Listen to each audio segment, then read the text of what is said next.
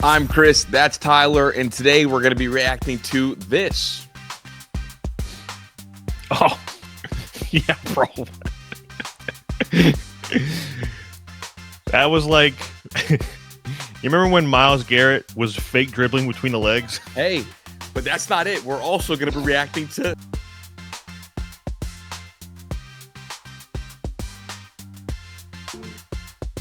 And I'm not going to forget, we're also going to be reacting to It Just Means Less.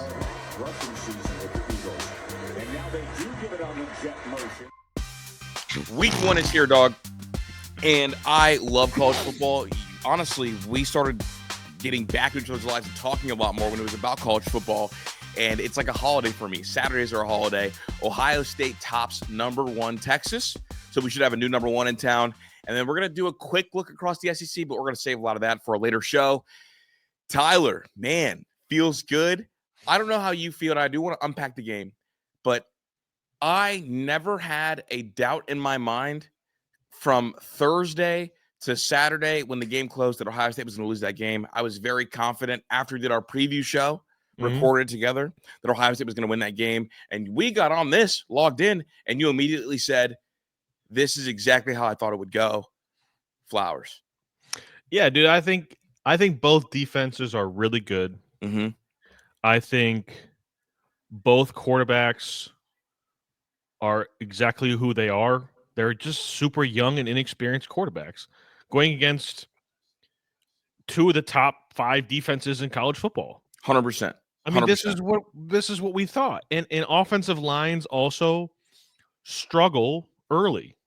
They just do. Like, it's part of the game. And they get better as the year goes on. Mm-hmm. You know, like if we play them again in the playoffs, that game is going to look entirely different. 100% agree. 100% agree. And this is just, and it just came down to whose defense was going to be better and who was going to make the first mistake. And Texas made the first mistake. After watching Ohio State play Texas and then watching Alabama play Florida State, that was the first time I legitimately stood up in my room here. I was at the TV, and I had to call Zach too. And I when I called him, I was like, do you think Bama fans are going to wake up on Sunday and realize the dynasty's over? Because when I watched Ohio State play, then I watched Alabama play, I thought to myself, wow, our dynasty is beginning. And last year wasn't one of those one-off years. Ryan has a chance to go on a run right now, in large part because of how he structured the staff, how the team's been structured. And it feels like he understands he can win football games in a bunch of different ways. And I like that from Ryan Day. Want to start off with kind of some of the other stuff going into this. The hype that Arch Manning was getting, I think, was always going to set him up for this to be a failure game. Early on in the year, defenses are ahead of offenses. I want to revisit this game in like 3 weeks because I think Arch Manning is a very, very, very good quarterback. I think that Matt Patricia just had him on ice, and I think Sark struggled with Matt Patricia. Do you think Arch was overhyped, or do you think this Ohio State defense is just really good? I think I'm going to say it's 95% Ohio State defense and 5% hype over. Okay. Because I think Arch is good. He moves so well. He moves really well, and the arm has juice. I think he got out of his mechanics a little bit a few times on a few of those shorter throws. But, like, he just didn't know what he was looking at because nobody knew except the Ohio State defense.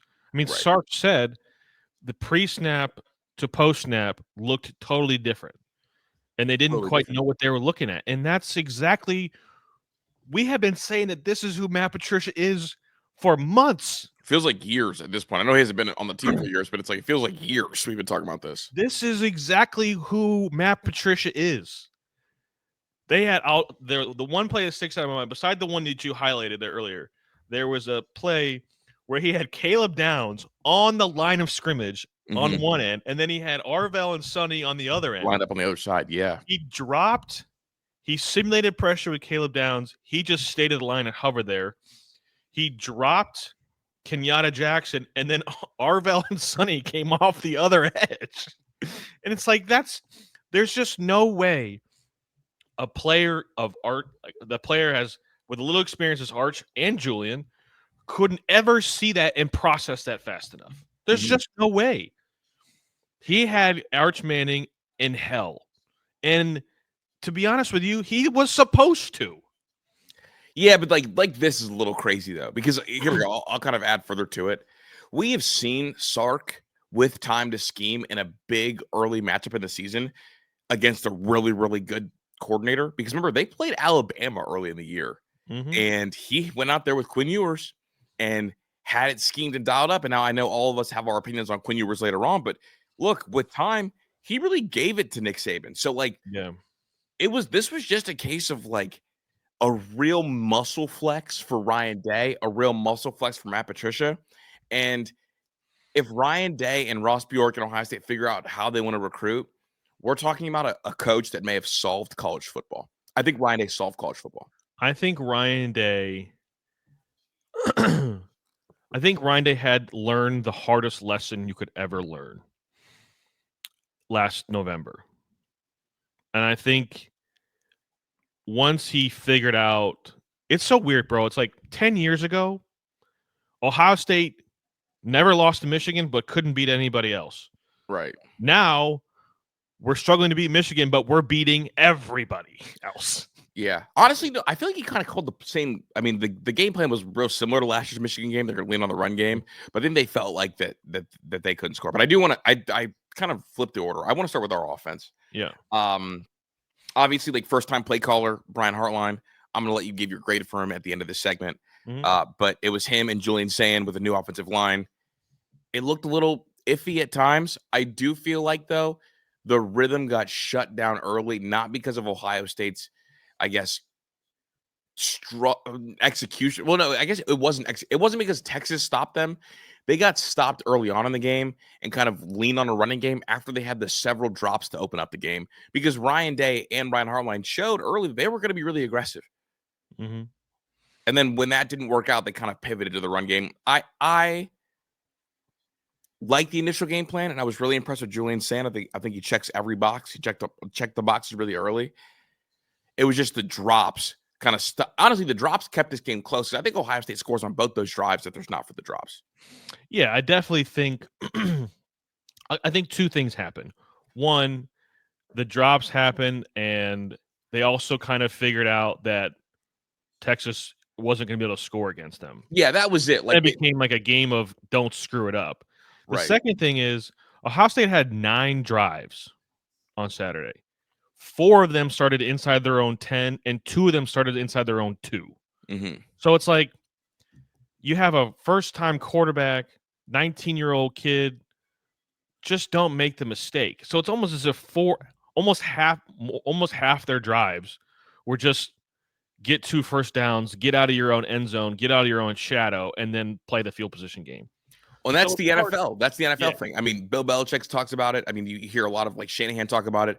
Our goal every drive isn't the score. I mean, it is the score, but our goal every drive is to get 2 first downs and limit them to 1 or less first downs. And if we play that way, we're going to run into some field goals. We're going to run into some touchdowns. So that kind of felt like, and that's something that I think Ryan Day struggled with. Sometimes Ryan Day's wanted the whole chunk instead of just like the nibbles here and there. But they played the field position game, and they didn't try to overload Julian Sayin, even though after the game, Ryan Day said, honestly, we could have given Julian Sayin a little bit more. We thought he handled everything excellently. The nice thing, it was a great comment he made. He said that what he was seeing and what he was saying was the same thing, which is for a Ryan Day quarterback, that's very encouraging because he likes that. So I'm going to give, first of all, I want to give Ryan Day an A+. We had only 2 penalties, and we had no turnovers, and they looked calm, composed. So Ryan Day, for that standpoint right there, having them ready to play, not having the first game jitters, A+. You know, penalties usually like it's a little sloppy. There's penalties, there's procedural penalties. A+. Yeah. I gave Brian Hartline an A because I think the main objective, and everything here is graded on a curve. So when I give grades, it's always on a curve. And the biggest curve is who they're playing, the situation, you know, what's going on in the moment. So I gave Brian Hartline A because, one, he protected his young quarterback, and he stayed patient. He didn't try to force it, and they stayed with the plan. So for me, I'm giving Hartline an A. I think you made a point of it got a little super conservative, but I think given the situation, given that it was his first time calling plays in that environment, I'm going to give him an A. I can't prove this. I think Ryan called plays because I like Brian Hartline, and I think he's going to be able to really open this thing up later on. But like, either Ryan Day called plays, or Brian Hartline is the anomaly for receiver coaches that recruits the way he does. Because I've never known a receiver coach to call plays and not shoot that thing all over the yard. So I think that maybe it was a collab effort early, but I think Ryan Day called the plays. It just looked too much like, okay, they can't score. Let's not turn the ball over. It looked less gun happy, especially because like Brian Hartline has to go recruit receivers. Brian Hartline spends the most time with receivers. He's the guy. So I think Ryan called plays because it felt like a very head coach plan of attack. I'm gonna meet you in the middle, and I'm gonna say that the young kid had to ask daddy for permission on every play.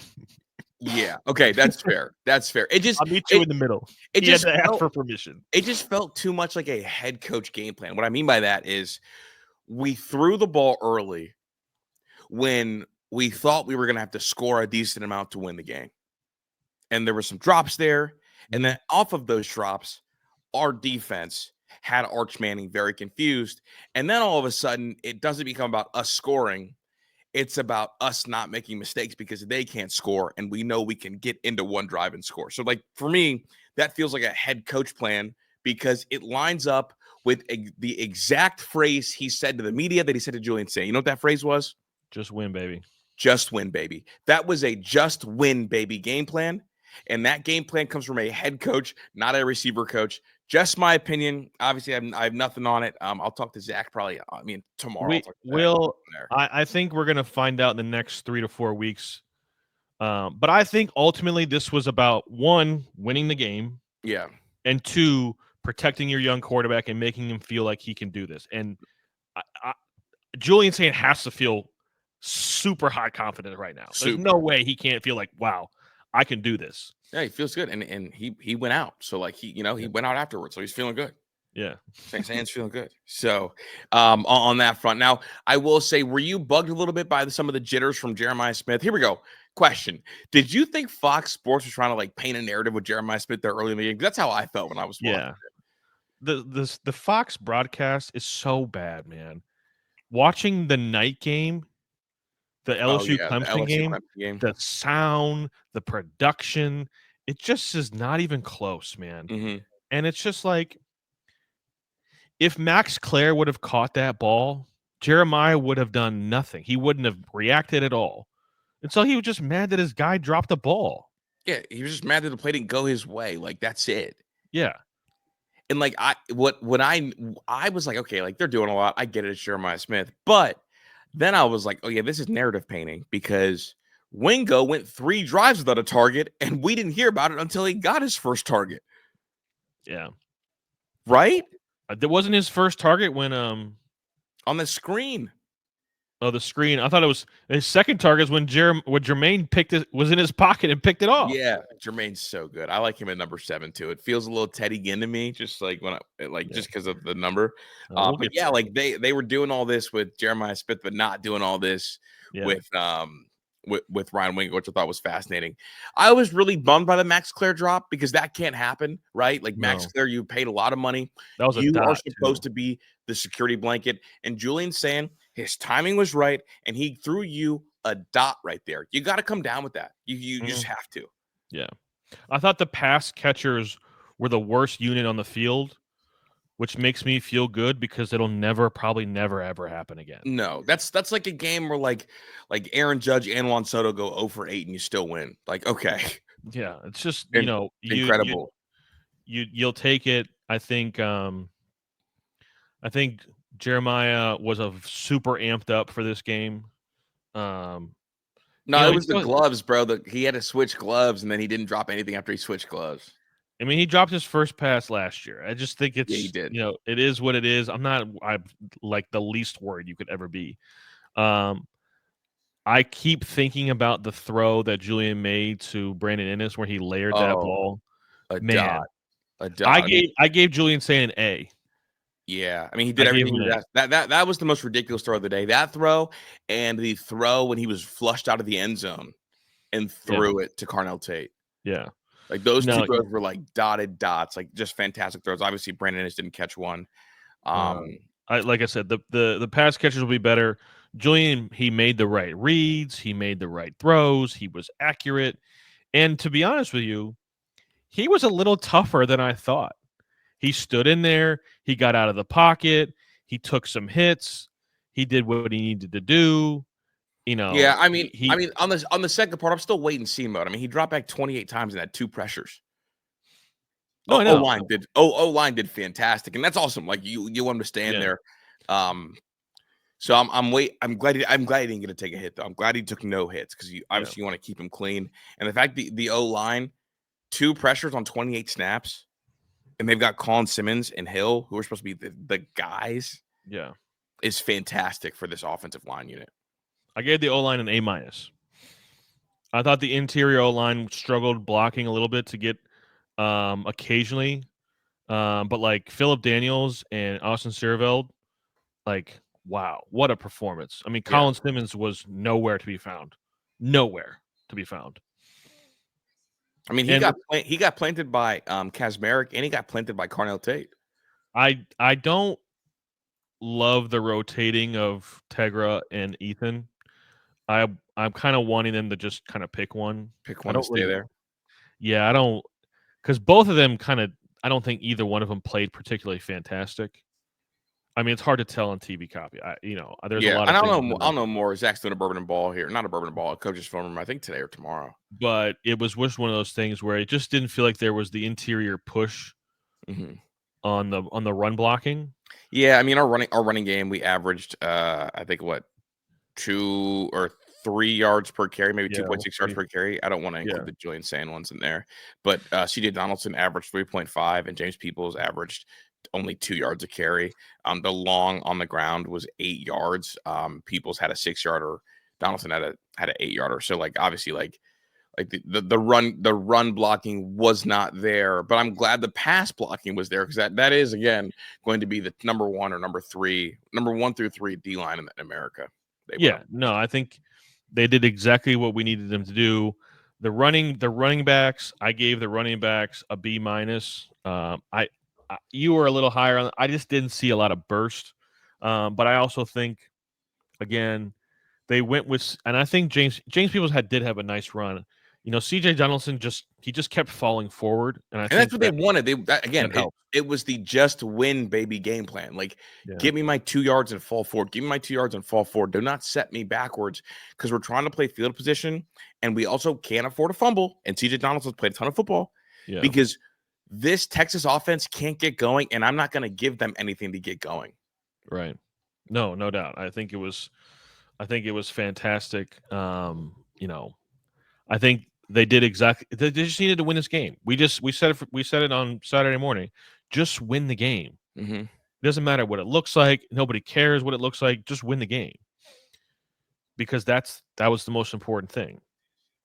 So I think the offense, they did what they needed to do. Yeah, and I'll be looking for the progression. They need to get better and continue to get better, and that's the thing is. That's what Ryan Day is now doing in this new world of college football, is where they're just hoping to play their best football at the end of the season. I don't mind the rotating it, guys, because it equaled wearing them out, and that's where we got this.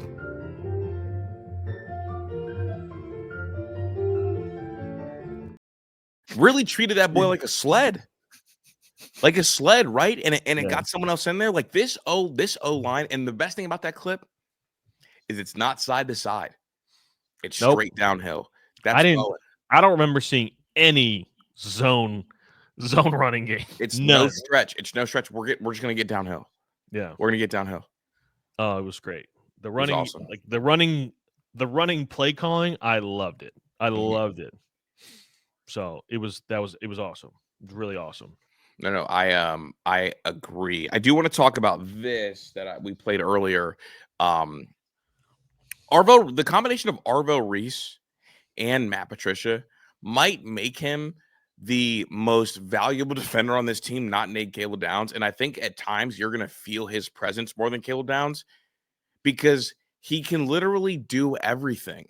Like if you watch the offensive line on that play, Tyler, it's like he takes a look over to the side. So the offensive line shifts to a different defender and then boom, he's in your face. It felt like, especially in the first half, he was involved in every single play, had the lone sack of the game, which was that one. And also had 9 tackles, 9 tackles. And it felt like he was disrupting and living in the backfield. He almost had a second sack, too. That would have been a huge loss on the one, like, Arch Manning run. Arch Manning's a real good athlete, or Arch Manning got outside and kind of was able to surprise, I think, Arvell Reese and them by cutting up field and getting a couple yards. I think all year, we're not going to see a quarterback as athletic as Arch. I think this could be – this is, like, to me, all-American season loading for Arvell Reese, and I could not be more thrilled. It looks and feels like the linebackers that were in the, Bama Dynasty and the Georgia back-to-back. It looks like that. And both linebackers are from Ohio, both 6'4", 6'5", 240, and both of them played great football on Saturday. I thought Arvell Reese was the best player on the field yesterday. Okay, I thought Downs was, but like Arvell right there.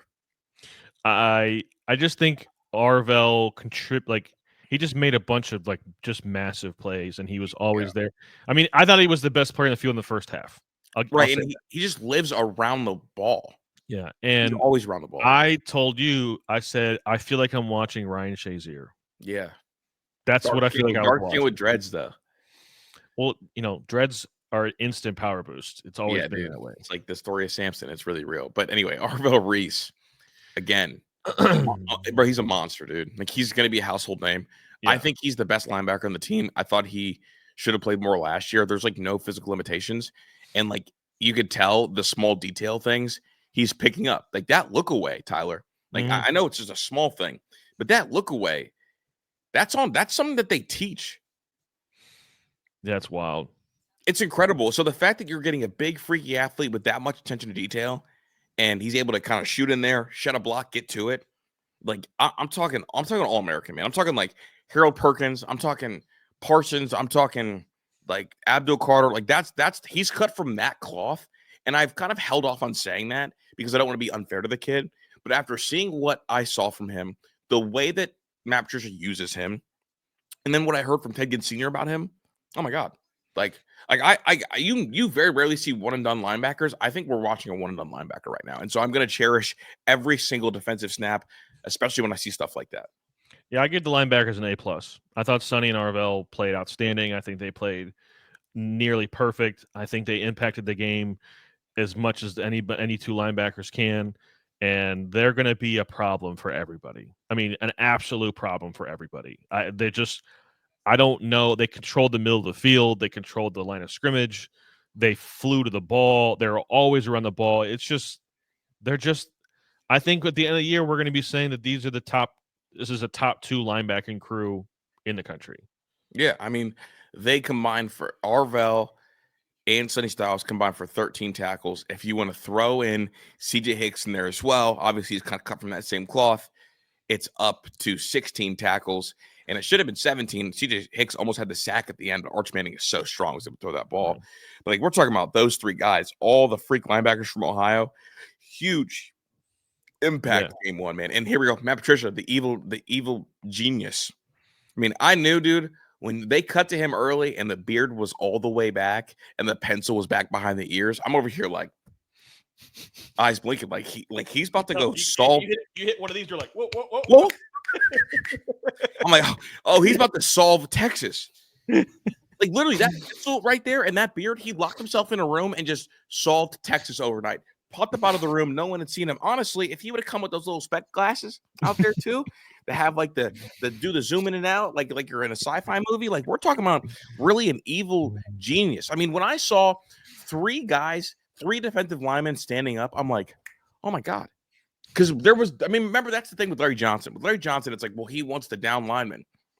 And then it came out like, no, like there was just like a difference of philosophy. Matt Patricia, not only did he get this installed, he got buy-in from Larry Johnson. And when those 3 guys are standing, sometimes it was 4 guys. It was Caden Curry, Arvell, Caden Curry, Arvell, Sonny, and then Caleb Downs also up there.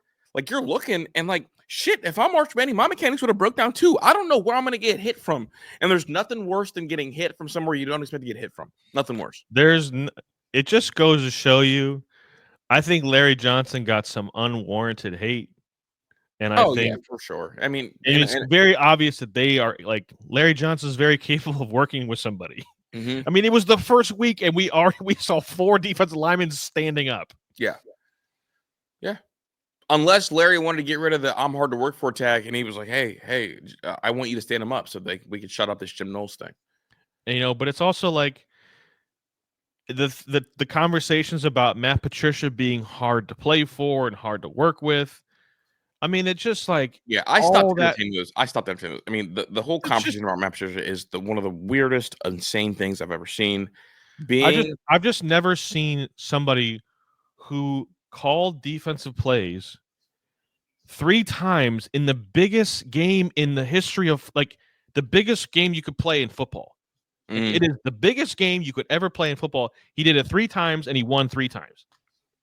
How could anybody say that that's not going to work? Yeah. It's crazy. It's honestly, it was baffling to me.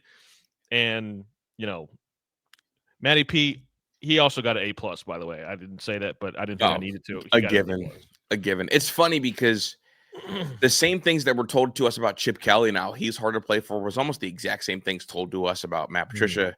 That paired with like he hasn't worked with me in college football in a while thing pop up. Tyler, I really think that my theory about NFL coordinators in college football is pretty close to bulletproof. Yesterday certainly helped. It's just another data point. And what I also like don't really speak about too much, and I need to speak about it more because obviously I talk about like these NFL coordinators when they face college coordinators, they're at such an advantage because they are used to scheming when it's equal talent. So they try to look for the advantages when it's not equal talent. The other flip side of that is when you're at a place like Ohio State versus Texas, how often does Pete Kwiatkowski actually have to scheme up against a team that is equal talent? Probably like 3 times a year. Yeah. Matt Patricia was doing it every single game for over a decade. So it's just like in those big game situations, like I know that my coordinator's not going to piss down his leg. Correct. Because I know that my guy isn't a bad team blowout merchant because I know that for 10 years he's been scheming against equal talent. So this is just home for him. Do you think Matt Patricia's going to be bored the next 2 weeks? Honestly, I would not be surprised if he just lets Sonny call the defense, or if he just hey Caleb, like you got it. I'm off tomorrow. I'm off. I'm chilling. No, like I'm being so dead ass. Like they would do weird stuff like that in New England. Remember, bro, in New England, Bill Belichick said, "Here, call the offense, Matt Patricia," and let Matt Patricia call the offense. So like I'm dead ass. Like against Grambling State. Like I'm calling all the NFL GMs and scouts. Hey, I know you sent a bunch of people last week to come see Caleb Downs. Come see him this week. He's calling the plays. He's calling the defense. That's what I would do. Caleb Downs is calling the defense. Come see him this week. And to prove it, I'm not going to have a headset on the entire game. Engage 8 every play. Yeah, engage 8 every play. And the thing is, we can get away with it. There's freak shows everywhere. One of the guys who is going to get kind of missed on TV copy that really played well, Jalen McLean, 8 tackles, 5 solo tackles. Hey, those solo tackles for a safety are really important because a lot of times if you miss that solo tackle, there's 10 to 12 yards to be had behind you. There was worry about if we move Caleb down so much, how are those back end guys going to play? Hey, Julian Sayin, check the box. Jaden McLean, check the box. Great week for him. Yeah, absolutely. I think the secondary played. I gave the secondary an A. I think they played outstanding. I think they did exactly what they needed to do. I think Davidson Igmanosin played his best game as a Buckeye. Oh, he was the best player in the secondary. I mean, 10 tackles, 4 solo tackles. I mean, didn't know holding penalties, found the football. He looked really sharp to me. Germaine Matthews is exactly who I thought he was as well. How crazy do you think Germaine Matthews was talking on that field? The craziest. The craziest. The craziest. Put the earplugs in, your feelings will be hurt. Can I say it? Are you going to say it? I'll just say it. Does he look like Denzel Ward to you? I was gonna say he's the best corner since Jeff Okudah. Okay. He looks like a little bit Denzel Ward. He looks like a little bit of Bradley Roby in his game, too. I was gonna say closer to. I feel like he moves more like Brad. Denzel Ward's like I kind of feel like Denzel Ward played bigger. But like I don't know who Germaine Matthews is yet as far as a comparison. I just know that he's the best corner. He'll be the best cover corner since Jeff Okudah. I think that's since fair. 2019, the last 5 years, he'll be the best of all of them. I was bummed that he's going to get tagged with that second touchdown. So I thought he did a great job on that play. It was a perfect throw. I mean, yeah, perfect throw. Yeah, perfect throw. I don't know what a catch is. I think the ground can't help you make the catch, and I felt like the ground made him like help the catch, but I don't know, dude. I think that's a catch personally. Okay. I think it's just like if it looks close enough to being a catch, like if it's a catch 99% of the way there, and like you catch the ball and like the nose of the ball is, I don't know, man. Well, my thing is like that the nose of the ground could touch, but it's like did the ground help you make the catch? And I think the ground helped him make the catch, and that's just my own. That's just my own. Like I don't know what a catch is, and I think what a catch is got completely ruined by the NFL. It's like I don't know. I'm not mad that I'm just bummed that he got tagged with it because it spot of the game, but I'm not mad that it was confirmed a catch. It was a great ball. And that kind of ball is what makes me sit here and be like, oh yeah, Arch has got it. Our defense is just really fantastic. Like Arch has got it, and he had no chance to kind of ease into it. Yeah. So I thought, the only thing on defense that I was, and I guess it kind of came true, is sometimes I felt like the running game for Texas was moving the ball. And the interior D-line of ours wasn't as I thought we had the advantage going into that game, and I thought it was kind of like a push. Yeah. I thought, Texas rushed for 160. I thought we would be a little bit better against the run than we were. So that's why I gave the D-line a B. Yeah. But they did what they needed to do. Yeah. Wisner ran for 5 yards a carry. Baxter ran for 4 yards a carry. Arch ran for 3.8 yards a carry and had a 15-yarder. The good thing is on the longs, you didn't see anything higher than a 15 yards, which means our linebackers are cleaning things up. Because there were moments where it felt like our defensive line was getting reached. But if they're getting reached and all those carries are for 15 and less, that means that Caleb Downs, Sonny Styles, and Arvell Reese are doing a great job stopping them and making sure that, okay, if you're going to drive down the field, it's got to be a long drive. We're definitely thin at D-line, D-tackle in particular. Yeah. I think they tried to make themselves deeper by playing Caden Curry a lot early and having Bo Atkinson out there with the twos to kind of try to keep them fresh and have the drop off between the starters and the backups be a little bit shorter. I know Penn State's offensive line is better than Texas's. So they have 7 weeks to figure this out. To get better and to understand what they need to do to make sure that they can not give up 5 yards a carry. Because if you give up 5 yards a carry against Penn State, I think it's a different game. And I think if you're giving up 5 yards to Texas, it's probably more like 6.5 to Penn State. And it's hard to gauge, but Penn State looks like they have really good receivers right now too. So we saw more receiver action. And I'm saying even comparatively to where they were with mid majors last year, this was a great receiver performance. So it looks like. Now that's why I said it's hard to gauge. Wanted to ask you about the rotation. We saw a lot of Devin Sanchez. Devin Sanchez being out there. Yeah, it was wild. In the fourth quarter of a big game shows that they trust him a lot. And he was in good coverage, and Lorenzo Styles tried to come over and pop that kid. But Arch made a ridiculous throw. Thoughts on Lorenzo Styles being out there? Not Lorenzo Styles. Thoughts on Devin Sanchez being out there? Especially in the fourth quarter. I think it's just one of those things where you just have to play your best players. And the fact of the matter is Devin Sanchez is already one of the best players. Boom. That's just a simple way. And I think Ryan Day is getting to that point. And the reason why I say that is because they paid Ethan and Young $1 million to come here, and he didn't even start. So they're just playing the best players, which is a complaint we've had of Ryan Day for the last 6 years. I also think it shows that Matt Patricia and Tim Walden are absolutely willing to rotate, and they have generated enough cachet with Ryan Day to be able to rotate. because this is not really something you would see in past years. I mean, No. shoot, like D-line wise, like we played, JT and Jack the entire game against Notre Dame. I've never seen that before. Like they were doing stuff like that.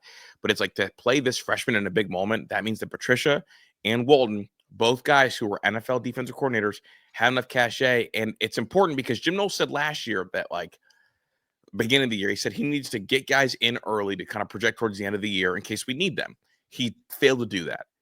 Matt Patricia and Tim Walton are not going to make that mistake. And did he give up a play? Yeah.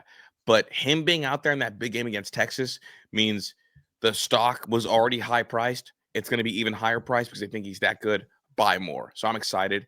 But on the other side, it's like people were waiting for Igbinosun to be bad so they could pull the flip. But Igbinosun was great. And I think maybe the threat of Devin Sanchez being out there makes him better. Also, maybe the fact that, okay, I can take a couple plays off and be fresh. And when I'm fresh, I don't have to grab because Devin Sanchez can come in and play similar level football to me. So I like the rotation. I thought it was awesome. I think it was very clear that Tim Walton had a plan this offseason because I saw our DBs turn their heads more yesterday than I had seen in a long time.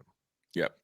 I mean, there was a very specific point of emphasis, like Germaine Matthews was turning his head, Igbinosun was turning his head.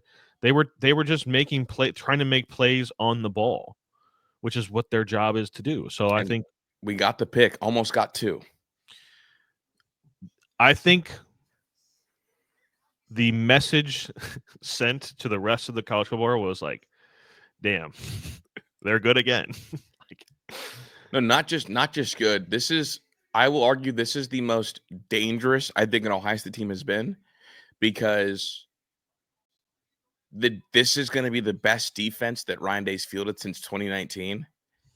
And they have a Jeremiah Smith on offense.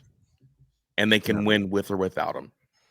I thought they did some. By the way, I think they did some creative stuff to get Jeremiah in some advantageous spots. Yeah, lining up Max Clare outside of him to bump him into the slot was wild. I think there was some, the deep ball where he didn't get the ball, Max Clare dropped it. That's what was your thought? Were you mad at Julian Sayin on the replay for not making that throw?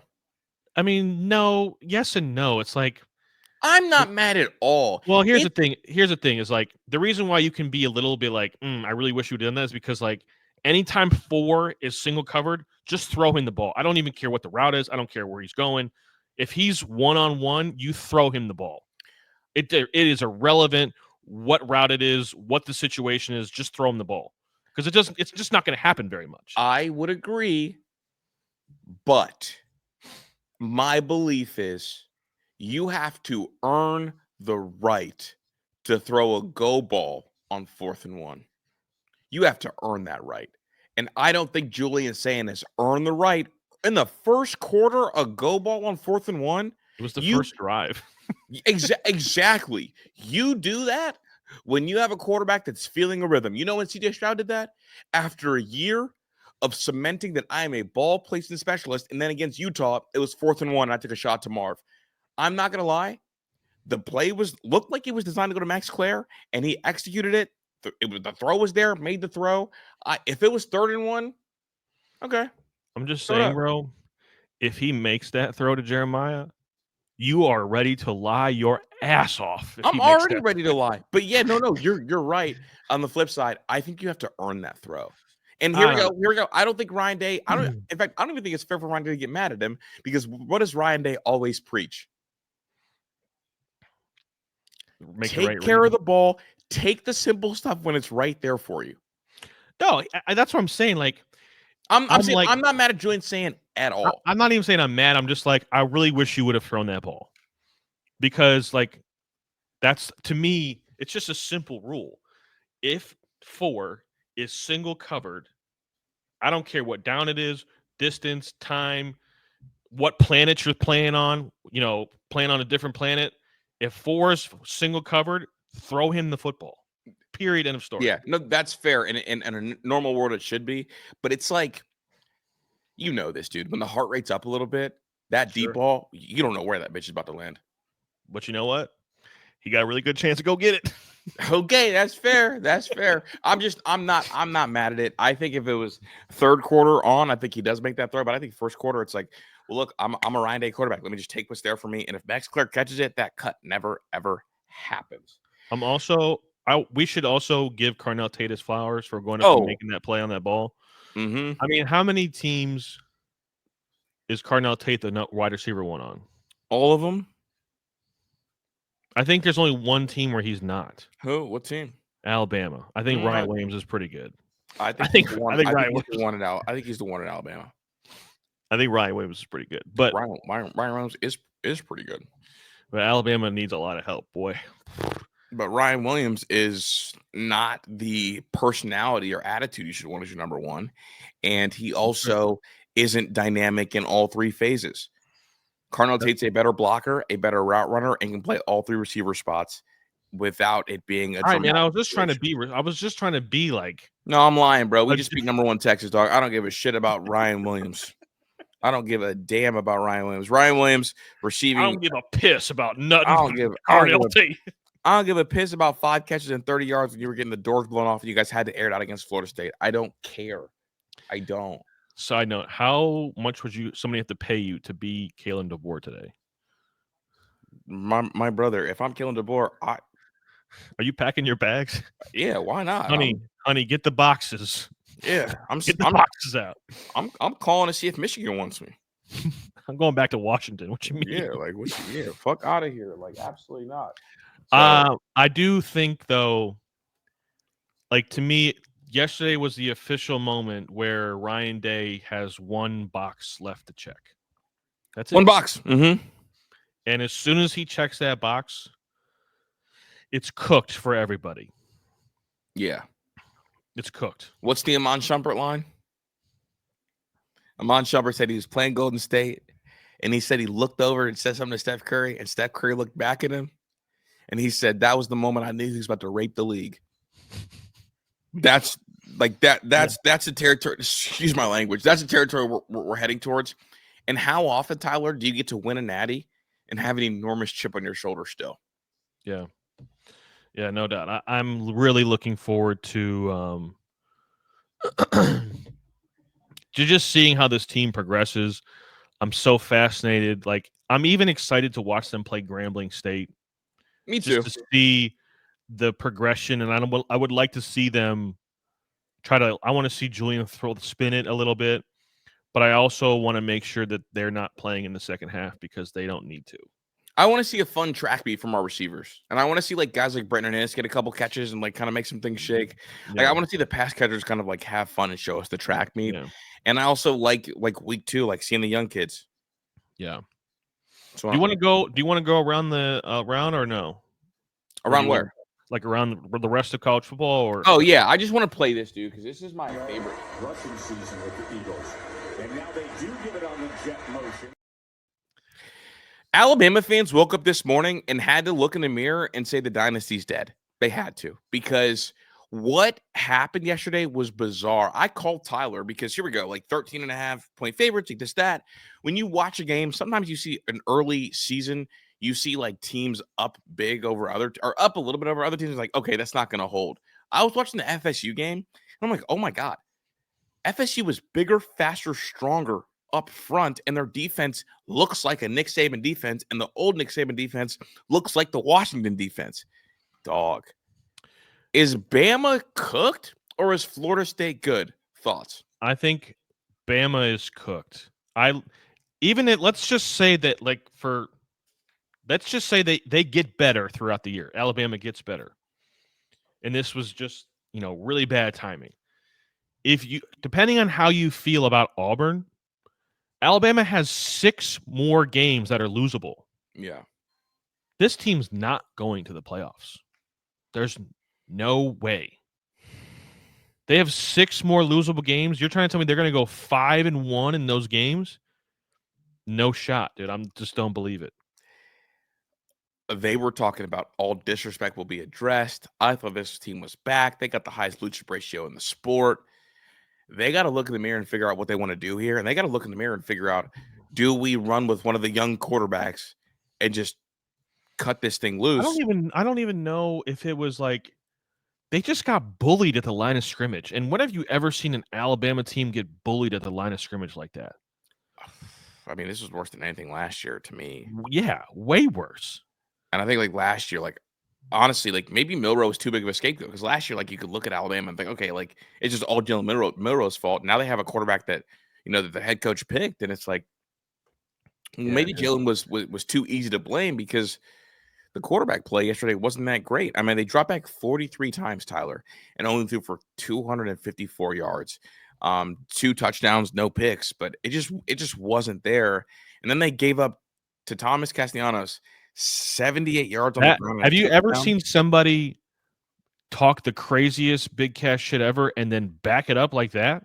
No, especially not a 5'5" guy. Like Honey, who shrunk the quarterback, literally got fired for it, right? He got fired for being the quarterback at Boston College and ended up at a bigger program. Boston College. Yeah, exactly. He got fired from a smaller program and fell upwards and ended up beating Bama week 1 after doing the thing that usually results in a double-digit loss. And Tyler, what I tell you on Tyler's picks, I said, I am not touching any spreads week 1. Listen, I don't feel bad about missing that one because everybody missed that one. Not Lee Corso.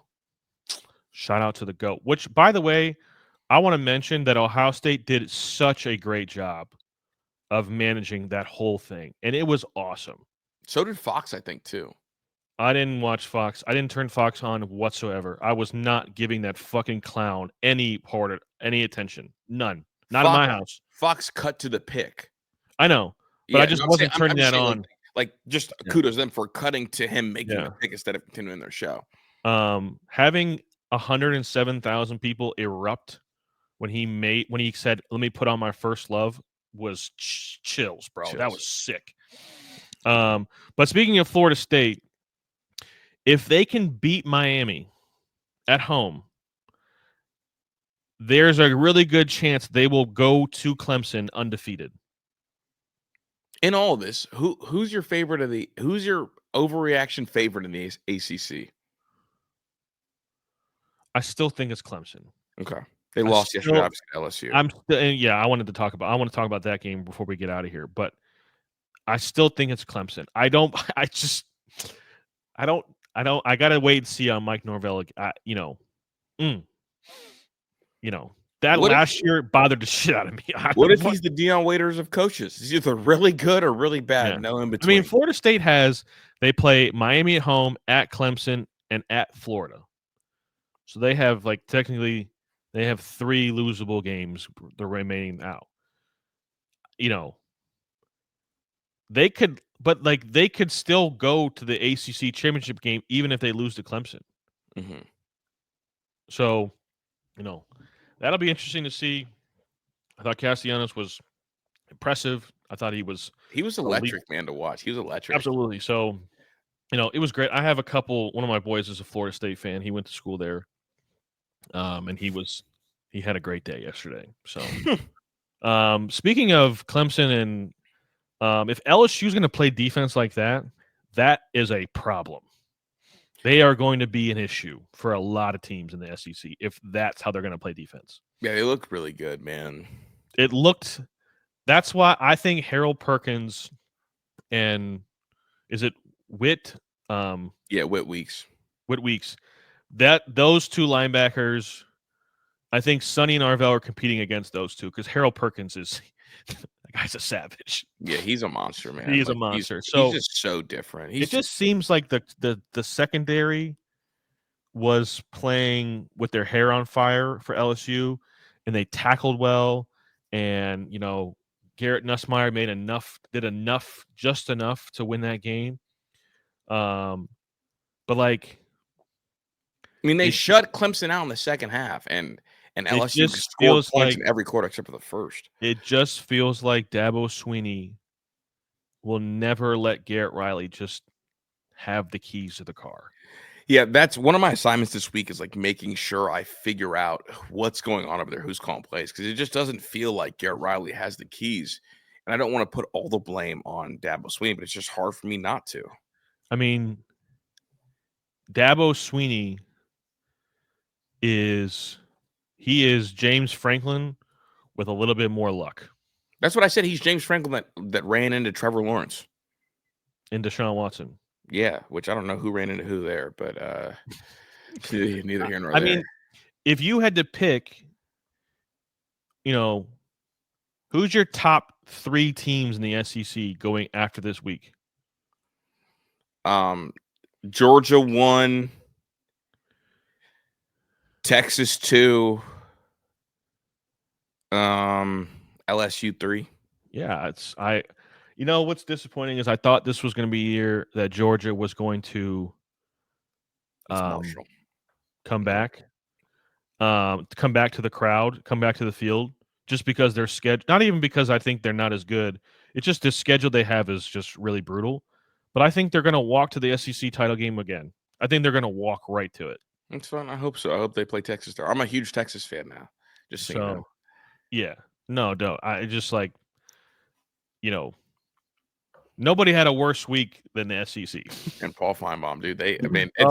It just means less, man. I can't wait to hear Paul Feinbaum try to talk his way out of this one. I'm going to call in tomorrow from like 3 different phones. He dropped the number. I'm calling in, dog. They got to hear from me. I'll do everything I can. 2 good games tonight. Yep. South Carolina, Virginia Tech. I took South Carolina and the points.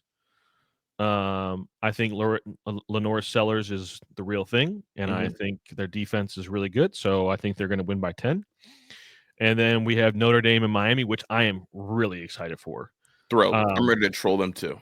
Did you see the Notre Dame podcast that just Notre Dame just continuing to show you who they are, who they've always been? Just doing too much, dog. You could feel it. You could feel it, see them through the phone when you watch it. But nonetheless, I think Notre Dame is going to beat them pretty handily. Okay. Those were my 2 picks as well. So I'm 0 for 3 to start. Yeah, dude. You gotta get you together. Got to get on the board. Oh, also, I didn't want to say it, but your preseason pick, Kansas State.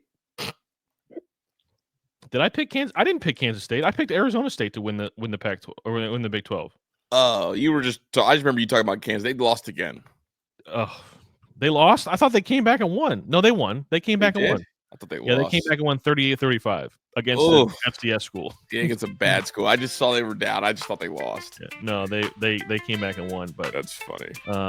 Yeah, that's not a good look. Also, Georgia Tech, Colorado. People are hitting me up like Georgia Tech was about to lose. I picked Georgia Tech to beat Colorado when you asked me, because you're going to ask me that every week. No, every week. And it's funny because like people were like getting on me in the first quarter. I was like, oh, you guys have never turned on Georgia Tech before. This is part of the experience. God, I love college football so much. Me too. Do you ever hear me out? I do.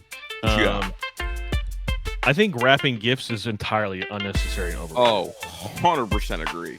I mean, why do I need it? What do you need that for? 100% agree. We're wasting paper. We're wasting time. To show that you care, like, keep the gifts unwrapped and make the nice display. Like, put it together, make it look nice. But, like, why do I need to wrap it? Yeah. That's for real. what? That's real. Especially, and like, I'm notoriously one of the worst gift givers of all time. I just don't think about it very well. But if you tell me what you want, ask and you shall receive. I will provide. And I'll just give it to you. Don't ask me to be creative. Just tell me what the fuck you want. Tell me what you want. I will get it for you. And don't expect it to be wrapped. If anything, I might put it in a bag and stuff some tissue paper in there. But like, what do we need to wrap gifts for? Don't wrap my gifts. Just hand it to me. I'm not going to be any less or more excited than I would have been regardless. That's real. If you come over to my house in the early part of college football season to watch football, be ready to play catch at halftime. That's like one of the core memories, dude. Like, if I am watching a college football game and you're at my house with me and it's early season and it's like a little nippy outside, maybe some sun, and I say, hey, I got the football, let's go play catch during halftime, and you've grown at me, I'm never inviting you back. Am I gonna ask you to play every week? No. But one time during the season, I will ask, let's go play some catch. Let's go throw the football in the street or in the backyard just during halftime. I think it could be in the street too. I think you should play in the street. I'm with it. I'm just giving options. Yeah. But if you groan at me, look at me sideways, or ask, do we have to? Just fucking pack your bags. I'm not inviting you back. I mean, that's fair. I mean, I was I love tailgating. I love having people over. I love making food, doing all that. You know, eventually you're gonna be able to do that. I hope one day you're gonna get to experience that, even though you don't. Yeah, I mean, I've been to a tailgate before. Tennessee versus the Cleveland Browns when Vince Young was a quarterback. Okay. Well, that was so long ago. What the Super. Shout out Uncle Roger. But yeah, I love throwing the ball. My in-laws, my wife's family, when they go to the beach. One time we went to the beach as a family vacation, and nobody spoke to each other for 6 straight hours. Jeez. Nobody moved, or you know what they do? They read or they sleep. I don't like that. I can't do it. I thought something was wrong. No, need the football. I need to do something. Need the football. Throwing the football in the street. Top tier experience. Yeah. 100%. We're going to be back a couple times this week with some other episodes, so be on the lookout. Follow us on Twitter, I-71 Rundown. Follow Tyler on Twitter at Tyler McCormick, I think is what it is. Tyler McCormick 19, I think. Yeah, and then follow me on Twitter. I'm really easy to see. In fact, if you didn't find me this weekend, I don't know what to tell you. Share the YouTube channel with your friends. Yeah, we're starting to grow. If you like Cleveland sports and Ohio State, this is where you should we got you. Mm-hmm. We got you. We got you. I'm Chris. That's Tyler. Till next time. Peace.